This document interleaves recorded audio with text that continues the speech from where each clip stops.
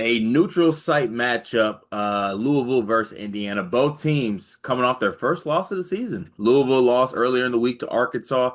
Indiana loses a trappy-ish road game to Minnesota in their first Big Ten game. Now both teams are in a spot looking to bounce back. Some similarities between these two teams. Definitely some teams that love to shoot the three ball. With Indiana, you have Tucker DeVries and Lamar Wilkerson, who have been one of the better duos in the country. And then on Louisville side, we know how those teams get down. We know how Michael Brown plays, Ryan Conwell, Isaac McNeely. They want to shoot a lot of threes. And both these teams are coming off games also where they didn't necessarily shoot the ball well from three. So we know how the law averages usually rock with that type of situation. But Jay, man, I'll throw it to you first for your thoughts on this matchup that's going to take place at Gainbridge Fieldhouse in Indianapolis.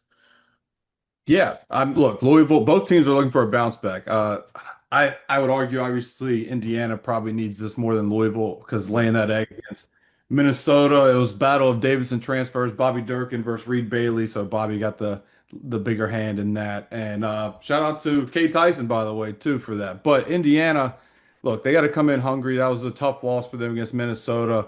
And they're coming off a game where their best player shot inefficient and had a quiet game, and so did Louisville with Mikel Brown. So it's honestly going to see who's going to bounce back better. Is it going to be Tucker DeVries or is it going to be Mikel Brown and Ryan Conwell of Louisville? I'm curious to know what you think in terms of the backcourt matchups coming into this game. Yeah, so I mean, coming into this, I think that Louisville clearly has the better backcourt. But you could also make an argument that Tucker DeVries is the best player in this game. And like, I'm interested to see what Louisville's matchup will be in. And when I say you can make an argument, that means I will listen to it. Listen, if we were doing a draft of a team right now, I'm taking Michael Brown and Ryan Conwell before I pick an Indiana player. But that's not to slight them at all because the combination of Tucker DeVries and Lamar Wilkerson are just as good in their own right as well. And Tucker DeVries is a little bit of Tucker DeVries and Wilkerson are a little bit too of like a matchup kind of difference here because DeVries is like 6'7", bigger body guy. Lamar Wilkerson is 6'6" as well, so kind of a more wing type position. So it'll be interesting to see how Louisville kind of guards them. What do you think Louisville does do? Because obviously they go a little bit smaller. I would say they have Sonata Fruit at the center, who's obviously 6'10", but they play a small ball forward, Javon Hadley. What do you think they do defensively? You think Hadley gets the Tucker DeVries assignment?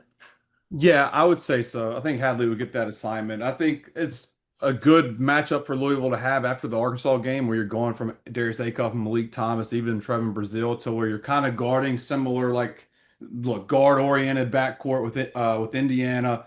And then you have Lamar Wilkerson, who's been really good for them as well. And I think they will do that because, look, Louisville, I like the way they match up. Even I said I like their guard. I like their guard play over Indiana's, but I like what their defense can do with their guards against Indiana's backcourt. Tucker DeVries will hit some tough shots. It's just can you make a lot of his shots tough shots and not give him any easy ones? Because I mean, look, he's a professional bucket maker at this point in his career, as we've seen throughout. So I'm curious to know how much focused. Like, who would they rather beat them, Tucker DeVries or Lamar Wilkerson? Yeah, and then when you get down to it, you know, Tatum Connerway and even Connor Enright, as much as I give him shit, because I still think it's hilarious that Connor Enright's playing 30 minutes a night for Indiana. Those guys really get after it defensively, and there's no bigger challenge this year for them so far defensively than what Michael Brown and Ryan Conwell can bring. I think this is going to be a massive test for Connerway and Enright on the defensive end. And then down low, Indiana has their questions in the front court. Is there anyone on Louisville who can kind of take advantage of that? I mean, you look back to maybe the first game against Kentucky, Sonata Frew had himself a good game, but that was also basically kind of, Michael Brown running pick and roll and throwing it to him and he dunks the basketball. What do you think? You think there's anything that Louisville can do front court wise to kind of take advantage? Because I saw like in the Minnesota game, you know, analytically, this Indiana team is actually like top five in defensive 2 point range, which I think is a little bit schedule lean based here, as how it is. What do you think Louisville can do maybe in that area outside of shooting three ball? Yeah, I mean, I think so. I think you said it best. Frew would probably be the guy for Louisville because I mean, look, Indiana is just a little. To me, they're a little undersized at the five position. They have Reed playing the five, and Reed was a four at Davidson, and that's kind of just more so him. they lack the big bodies for having Reed Bailey playing the five for them at times. But I think Frew is a guy that could possibly eat in that. Like you said, against Kentucky, he had 10 and 7, even two block shots. He was efficient. And he's coming off a game where he had 14 and 8 against Arkansas. And they're I think Arkansas's front court defensively would give or did give Louisville more troubles than what Indiana's front court can do. Yeah, I think so too. And I think you got a matchup of two teams that I think need to bounce back in the spot. To your point, the Louisville loss is a little bit more respectable as far as, losing to Arkansas, a desperate team at home, whereas Indiana losing to a Minnesota team that's probably going to finish towards the bottom half of the Big Ten. Kind of tough to see, and kind of, you're going to get to see the first, I think, bounce back reaction spot here because for Indiana, it was kind of everyone watching like, oh yeah, it was schedule based. We knew that. Now Minnesota won. They could also put that narrative right back to bed by winning this basketball game. A spot that's like semi-neutral, semi-home game. There'll be a lot of Hoosiers, I'm pretty sure, in Gainbridge Fieldhouse. Is the key just Tucker DeVries and Lamar Wilkerson being the best version of themselves and then getting pitches in from Tate Conaway? Honestly, yeah, I think it's as simple as that for Indiana. And I don't think it's necessarily a bad thing. Like, I kind of like that if I'm an Indiana fan. Like, hey, my two best players show up big and we'll win this game. That's what I think. I mean, sometimes basketball is just that cut and dry. And I think for Indiana, you get the two very good versions of Tucker DeVries and Wilkerson, then they have a good chance and could win this game.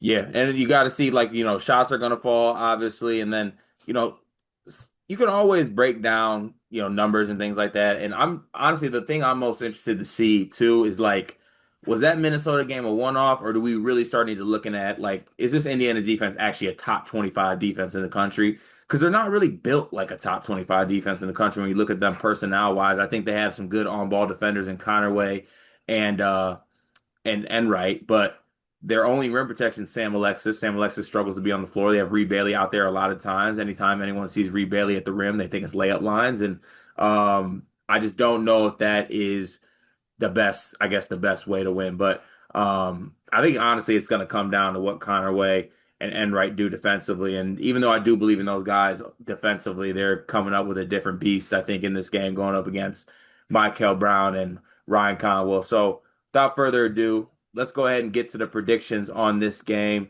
Ken Palm has this game. Let me see here. Ken Palm has this game as a 82 to 78 victory for Louisville. J-Man, what do you think happens in this one? Yeah, I lean towards Ken Palm here with Louisville winning this game. I think Louisville might actually win by more than four, though. I would probably say 84 to 74, Louisville. Yeah, I think it is going to be high scoring. I think it is going to be more than 4 points. I'm going to say Louisville touches 90. I'm going to go Louisville 91, 90. Actually, no, Louisville 92, and let's go Indiana, Indiana 76. Yeah, I like that. I think it's a bounce back game for the backcourt of Louisville, more so than a bounce back game for Indiana's. Even if they do have a bounce back game, Indiana's backcourt, I just think Mikel Brown and even McNeely, who I was on after the recap of the loss, I think he's going to bounce back in a veteran way, and then Conwell's just going to get hot too. Yeah, those guys shooting 8 for 37 last game as a team is bad news for Indiana. I don't think they do that 2 games in a row. And also, I think the physicality that Arkansas was able to kind of put on Louisville in that game, I don't think Indiana can replicate that, unfortunately. So, look, big picture things. Louisville's a good basketball team. We'll see what happens with it. Indiana can pick up a massive win here and shut up a lot of people for this case, but we will see what happens once that game does occur. We will have the recap here on the channel. Be sure to tune into all major college basketball previews and recaps here on Sleepers Media YouTube channel.